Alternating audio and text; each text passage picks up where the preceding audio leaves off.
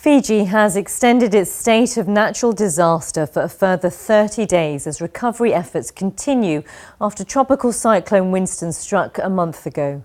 It's estimated that 350,000 people, that's 40% of the population, have been directly affected. More than 32,000 homes and buildings have been damaged or destroyed.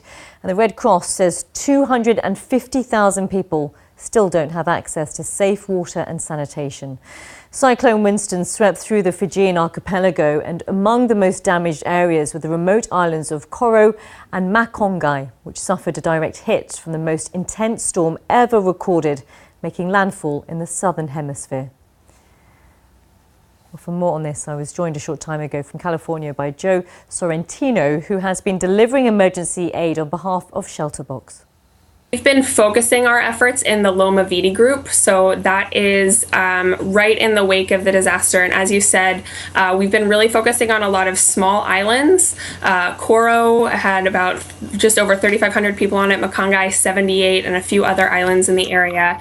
And really what we've seen is total devastation in the wake of this disaster. We're talking about islands that have no leaves left on any of the trees, and the majority, if not all, of the buildings taken down to the ground, right down to the floor.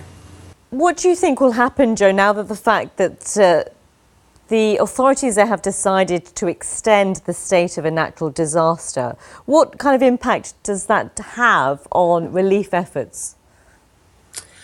I personally think it makes a lot of sense. So what we do at ShelterBox is specifically emergency shelter. And so that just means getting people out of emergency evacuation centers. And at this point, there's still thousands of people living in evacuation centers that are cramped, have minimal bathrooms, maybe where they are has minimal access to clean water, as you were saying. And so having more time to allow nonprofit organizations working with the government to get people back to their homes so that they can have the space and have the dignity to start that recovery process. Because really, on the ground, the reality is that we're still in that emergency phase where people don't even have the tools yet to start the recovery process. They're just getting back on their feet and getting back to their homes right now.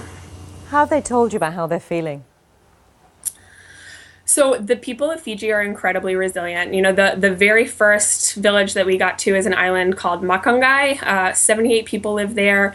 When we arrived, there were only 4 buildings left standing, and people were sharing the space. The very first things that they'd done is create an emergency shade structure so that women could create communal meals for the whole family. Obviously, you see people kind of go through a moment of shock and daze, but the people are incredibly resilient. They've been positive, and they've just gotten back to work and started that process of cleaning up and looking towards rebuilding. Jo Sorrentino there.